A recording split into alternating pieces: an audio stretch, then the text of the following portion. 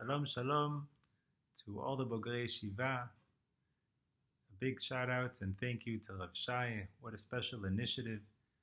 Among the many great things that you're doing in Yeshiva, this is another special one. Bezat Hashem, shetizke lamshich michayil el chayil. So this week's parasha is Parashat Vayetzei. And I'm reminded of a very powerful message that we learned from Moreinu Rabbeinu Rav Aaron Lichtenstein Zatzal in this week's parasha about leadership. Rav Lichtenstein caught me off guard, caught many of us off guard, when he focused on specifically Yaakov Avinu and talking about leadership. In this week's parasha, Rav Lichtenstein directed us to the story of Yaakov and his removing the rock from upon the well, from the Be'el. It says, Vayigash Yaakov vayagel et ha'even. We know this to be a story that we learned since the time we were very young in Kita Aleph. Remember it as a miracle, right? So many other people couldn't take this rock off, couldn't remove this rock from the well, and Yaakov comes and removes it. And Rav Lichtenstein pushed us to think about this in a more mature fashion and said, is this really the miracle? Right? The Yaakov Avinu, is a little stronger than the average man and can remove it. Does this compare with Kriyat Yam Suf? With the man coming from Shamayim? Is this one of the great miracles? What's really going on here?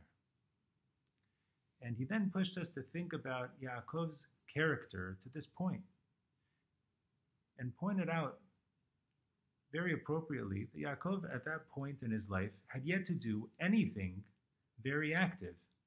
We know, in fact, his entire life, he was a Yoshev Ohalim, he sat in Shem Va'evel, even when his Ima pushed him with the brachot, he answers back, Ima, this isn't for me. Ani ish chalak, right? He's the ish sa'ir.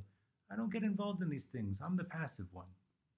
So where did Yaakov suddenly get this motivation, this initiative to come and push himself to decide that he's going to be active now, that he's suddenly, going to be able to remove this rock, this huge stone off a well?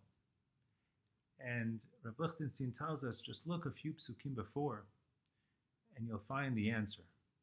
Just a few psukim earlier, Yaakov is having his dream, right, with the sulam mutzav arza v'rosho magia shamayma, and he has his very first encounter with HaKadosh Baruch Hu.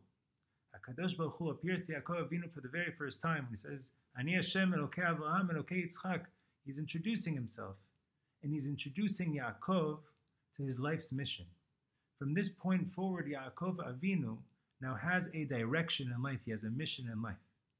And Rav Lichtenstein points us to the Rashi on the Pasuk, Vayisai Yaakov Raglav Vayelech Arta Bnei Kedem. Right after Yaakov Avinu wakes up from his dream, the Pasuk says, Vayisai Yaakov Raglav Vayelech. He says he lifts his feet and he goes. And of course the question on the Pasuk is, what kind of language is this?